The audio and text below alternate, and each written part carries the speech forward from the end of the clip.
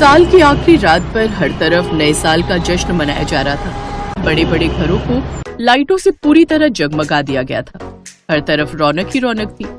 शहर के बड़े बड़े बंगलों में हर तरफ पार्टियां और जश्न मनाया जा रहा था। नए साल के आगमन पर लोग थिरक रहे थे, तो वहीं एक झोपड़ी ऐसी भी थी जिसमें एक आदमी अपनी पत्नी को शराब के नशे में धुत होकर बुरी तरह पीट रहा था। मत मारो मुझे, मत मारो, माँ जी बचा लो मुझे। बिल्कुल ठीक कर रहा है वो। एक तो ये मनहूस लड़की जन के रखती तूने, ऊपर से अपाहिज है। जानती भी है इसकी शादी पर कितने पैसे लगेंगे। एक तो वैसे ही इस लंगड़ी से कोई शादी नहीं करेगा, और कोई अंधा काना मिल भी गया तो वो कितना दहेज मांगेगा पता भी है। मैं तो कहती हूँ बेटा, इन माँ बेटी का किस्सा ही खत्म कर दे। नए साल पर नई बहू ले आऊंगी मैं तेरे लिए, तेरा दूसरा ब्याह करवा दूंगी, तो कम से कम लड़का तो जनेगी वो। अपनी माँ की पिटाई होती देख नीलम अपनी दादी से, बाबा नहीं मारो, मत मारो माँ को बाबा। दादी माँ आप बाबा को रोकिए ना, बचा लो ना इन्हें। रमा का पति शराबी था। वो थोड़ी बहुत मजदूरी करके पैसे कमाता था। उसकी एक 7 साल की बेटी नीलम थी जो कि अपाहिज थी। नीलम के पिता अक्सर शराब के नशे में धुत होकर उसकी माँ की पिटाई करता था। उनके साथ उनकी दादी भी रहती थी, लेकिन वो भी अपने बेटे को रोकने की बजाय रमा और नीलम को ही बुरा भला कहती थी।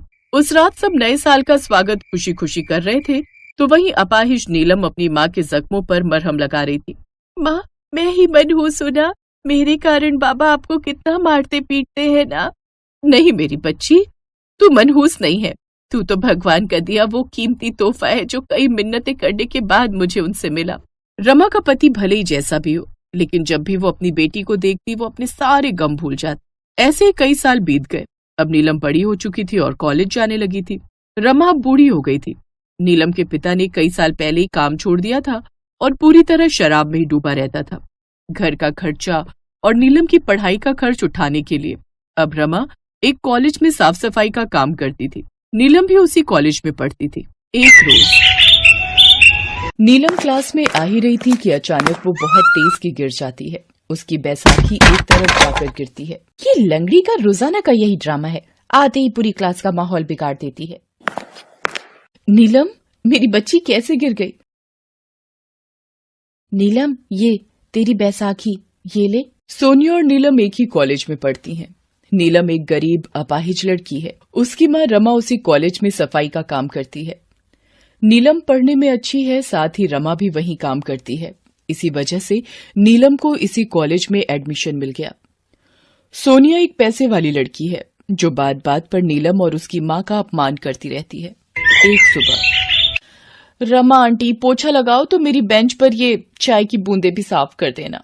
माँ को कितने दुख झेलने पड़ रहे हैं। काश मैं अपाहिज न होती तो माँ को ये दिन न देखने पड़ते। बापू भी शराब पीकर रोज माँ को मारते पीटते हैं। वो भी मेरी वजह से कितना कुछ सुनती हैं। नीलम का पिता रमेश शराबी था। रोज रात को पीकर वो उसकी माँ रमा को मारता पीटता था। रमा बेचारी कॉलेज में साफ सफाई का काम करके घर का गुजारा करती थी और किसी तरह वो अपनी बेटी नीलम को पढ़ा रही थी। नीलम जब अपने पिता के दुर्व्यवहार को देखती तो बहुत रोती। एक शाम तो हद ही हो गई जब रमेश कुछ लोगों को घर ले आया। रमा, ये सुंदरलाल जी हैं। इस शहर के बड़े व्यापारियों में से एक हैं। मैंने इन्हें अपनी नीलम के बारे में बताया था। ये नीलम से शादी के लिए तैयार हो गए हैं। मैंने तो कह दिया है हमारे पास लड़की के सिवा कुछ नहीं है देने के लिए। जरा इधर आना। ये लड़का नहीं, एक 60 से 65 वर्ष का बूढ़ा इंसान है। जरा इसकी उम्र तो देखो। तुम इसके साथ अपनी बेटी की शादी करना चाहते हो? खबरदार, तेरी जरा सी आवाज भी आई। एक तो तेरी लड़की के लिए रिश्ता ढूंढ कर लाया हूं। ऐसे नखरे दिखा रही है जैसे तेरी लड़की कहीं की हूर की परी हो। सबको पता है हमारे नसीब फूटे हुए हैं। हमारी बेटी लंगड़ी है। जब तक मैं जिंदा हूँ मैं अपनी बेटी को ऐसे ही किसी के गले नहीं बांध दूंगी।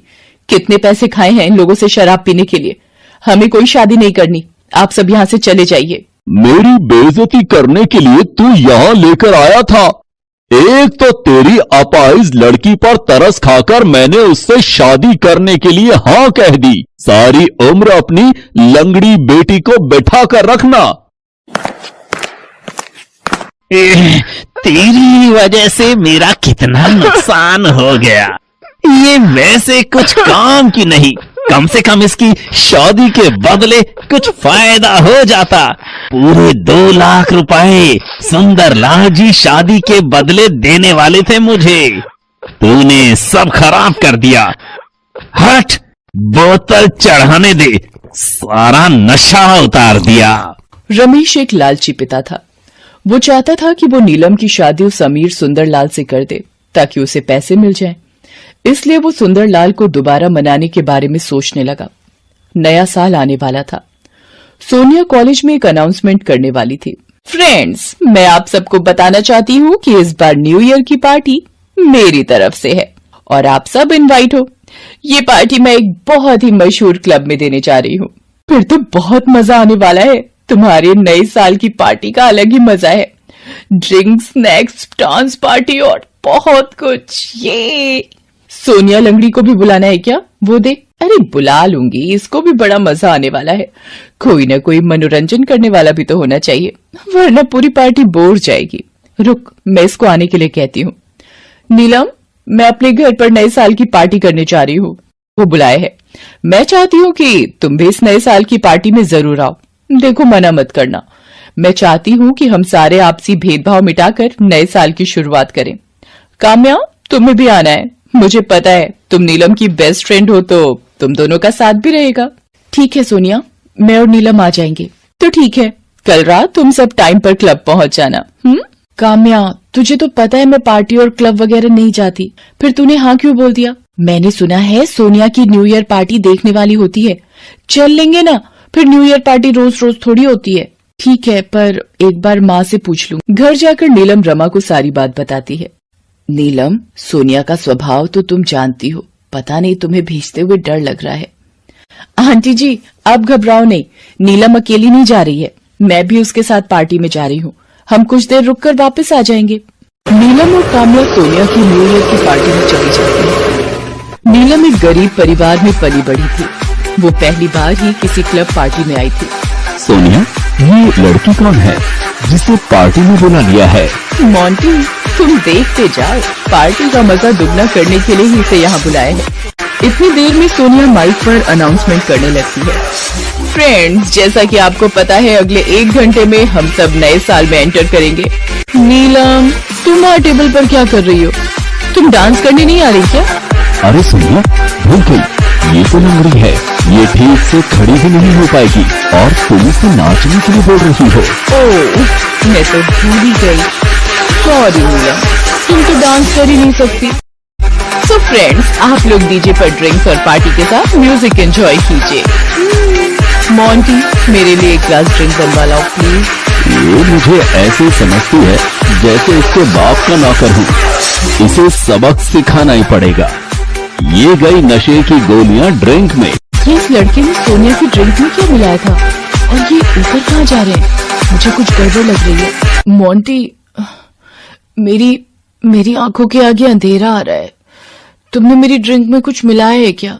बस कुछ ही देर की बात है सोनिया, फिर तुम मेरी बाहों में होगी। ये क्या कह रहे हो मोंटी? ये तो सोनिया है और ये मोंटी इसके साथ क्या कर रहा है? नीलम अपनी बैसाखी से मोंटी पर वार करती है। सोनिया, तुम ठीक हो ना? नीलम, आज तुम्हारी वजह से भगवान का शुक्र है मैंने मोंटी को तुम्हारी ड्रिंक में कुछ मिलाते देख लिया। मुझे उस पर शक हुआ और सही वक्त पर मैं वहां पहुंच गई। वैसे नया साल मुबारक हो सोनिया। 12 बज गए। तुम्हें भी नया साल मुबारक हो नीलम। मैंने तुम्हारा हमेशा अपमान किया, मुझे माफ कर देना। सोनिया, पिछली सारी बातें भुलाकर अब नए साल में नई खुशियों का स्वागत करो। अगले दिन सोनिया नीलम को लेने उसके घर जाती है। अरे, ये तो पापा की गाड़ी है। ये नीलम के घर के बाहर कैसे? सुंदरलाल जी, अब नीलम मना नहीं करेगी। हमें आपके साथ हमारी बेटी नीलम का रिश्ता मंजूर है। आप सगाई की अंगूठी नीलम को पहना दीजिए। पापा शादी करने वाले हैं, वो भी मेरी सहेली नीलम के साथ। पापा, आपको शर्म आनी चाहिए अपनी बेटी की उम्र की लड़की के साथ। छी छी पापा। नीलम, मेरे होते हुए अब तुम अपाहिज नहीं रहोगी। मैं तुम्हारे पैरों का इलाज करवाऊंगी। और पापा, आप यहां से चले जाओ तो ही अच्छा है। और आप नीलम के पिता होकर अपनी ही बेटी की पैसों के लिए किसी के साथ भी शादी कर रहे हो। शर्म आनी चाहिए आपको भी। सोनिया, मुझे ये शादी नहीं करनी। मुझे पढ़ाई करके नौकरी करनी है ताकि अपनी माँ की देखभाल कर सकूं। कुछ दिनों बाद सोनिया एक अच्छे डॉक्टर से नीलम के पैरों का इलाज करवाती है। नीलम के पैर ठीक हो जाते हैं और वो अपने पैरों पर खड़ी होकर चलने लगती है, मानो सोनिया ने उसे नए साल का सबसे बेहतरीन तोहफा दिया हो। सोनिया बिटिया, आज मैं बहुत खुश हूँ। मेरी बच्ची फिर से चलने लगी है और ये सब तुम्हारे कारण हुआ है बिटिया। सोनिया, आज तुमने मेरी जिंदगी में बहुत बड़ा उपकार किया है। मेरे पैर ठीक हो गए। अब मैं एक अच्छी नौकरी करके अपना और अपनी माँ का ध्यान रख सकती हूँ। सोनिया की वजह से नीलम के पैर ठीक हो गए और कॉलेज की पढ़ाई के साथ साथ वो एक अच्छी नौकरी पर लग गई।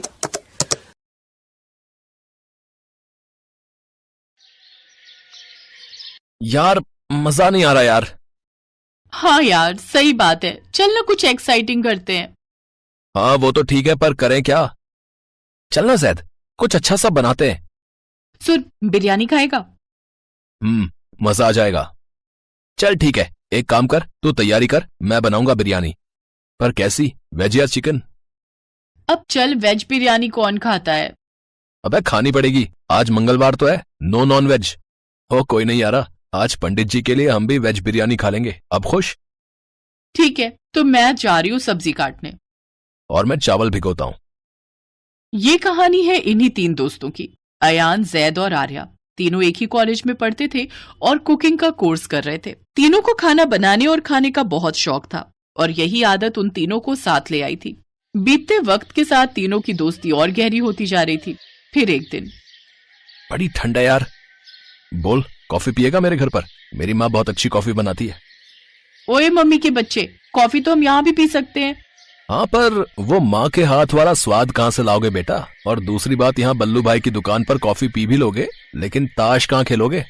हाँ यार, ये सही कहा। चल एक काम करते हैं, तेरे ही घर चलते हैं।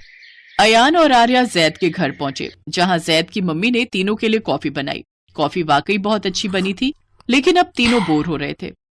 यार, मैं ना बहुत ही जल्दी बोर हो जाता हूँ, तो तू ही बता कि अब क्या करें? सुनो, मेरे पास एक आइडिया है, बोलूं क्या? और नहीं, पहले हमें इनविटेशन कार्ड छपवाने दे, फिर जब वो मिल जाए तब तू बोल लेना, ओके? अबे यार, सही बोला, एकदम सही। अरे वो मेरी माँ, बोल ना। चुप करो दोनों और ध्यान से सुनो। आज 23 दिसंबर है, यानी कि नया साल बस आने ही वाला है, तो लेट्स सेलिब्रेट ना यार। इस बार कहीं बाहर चलते हैं, क्या बोलते हो? नहीं यार, घूमना वूमना रहने दे। एक काम करते हैं, उस दिन यही कुछ बनाते हैं बढ़िया सा। और 31 तारीख को तो मंगलवार भी नहीं है, चिकन की ऐसी की तैसी कर देंगे हम तीनों। और नहीं यार, यही कुछ बढ़िया सा बनाते हैं ना। नहीं यार, घूमने चलते हैं ना। ओए तुम दोनों चुप हो जाओ यार, मेरे पास एक आइडिया है। एक काम करते हैं, हम ना कहीं हिमाचल टाइप जगह पर चलते हैं, पहाड़ियों के बीच। यस, तू मेरा पक्का दोस्त है यार। ओए पहले पूरी बात सुन ले। वहां पर कैंपिंग करेंगे और वहीं जाकर बनाएंगे अपनी स्पेशल बिरयानी। क्या बोलता है? यार क्या सॉलिड आइडिया दिया तूने बे, आई लव यू भाई। तो चलो फिर, अब तैयारी में लग जाओ। आर्या, तू कैंपिंग का सामान इकट्ठा कर, और अयान, तू बिरयानी का सामान तैयार कर ले। और मैं पापा से बोलकर उनकी कार देने के लिए रिक्वेस्ट करता हूँ। हम कार से जाएंगे। कोशिश करता हूँ, कसम से यार, अगर पापा ने कार दे दी ना तो ये ट्रिप जन्नत बन जाएगी। हाँ सच में यार। जैद ने अपने पापा को मना लिया और फिर तीनों दोस्त 31 दिसंबर को सुबह सुबह हिमाचल के लिए निकल पड़े। कार की डिग्गी में कैंपिंग और बिरयानी बनाने का सारा सामान था। तीनों गाते गुनगुनाते चले जा रहे थे। कई घंटों के सफर के बाद वो तीनों बस हिमाचल पहुंचने ही वाले थे। शाम होने को थी और तभी एक छोटे से कस्बे में पहुंचकर आर्या ने कहा, सुन न जैद, थोड़ा रुक जा, चाय पी लेते हैं यार। हाँ यार ठीक है, मैं भी ड्राइव करके ना थक गया हूँ यार, ब्रेक चाहिए। तीनों ने वहीं रुककर चाय पी, लेकिन जैसे ही उन्होंने कार वापस स्टार्ट करने की कोशिश की तो कार स्टार्ट ही नहीं हुई। अबे ये क्या हो गया बे? ओह शिट यार, भाई लगता है पेट्रोल खत्म हो गया है। पर तूने तो टैंक फुल कराया था ना। हाँ तो हम कितनी दूर भी तो चले आए हैं, और ऊपर से तू ही बोल रही थी कि हीटर ऑन रख, तो उसमें ज्यादा पेट्रोल लगता है, समझी? अबे वो तो ठीक है, पर अब जाएंगे कहाँ? ये गांव है, यहाँ कहाँ से मिलेगा पेट्रोल? रुक, कुछ करता हूँ। जैद ने उसी चाय वाले से बात की तो चाय वाले ने बताया कि उस गांव से पेट्रोल पंप पूरे 15 किलोमीटर दूर है और अब वो सुबह ही खुलेगा।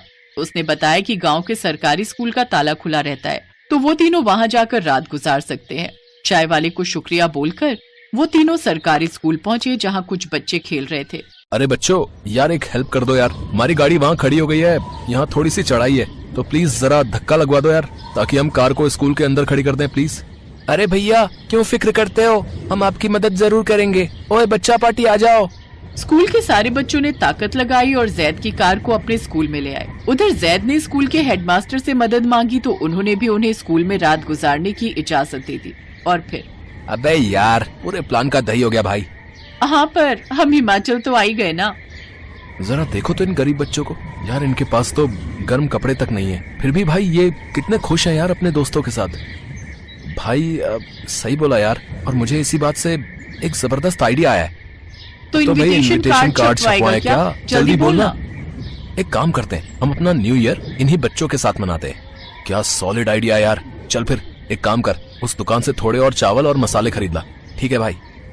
और आर्या तू चूल्हा तैयार कर और इन बच्चों की मदद से लकड़ियां इकट्ठा कर, तब तक मैं गाड़ी से सामान बाहर निकालता हूँ। ठीक है बॉस।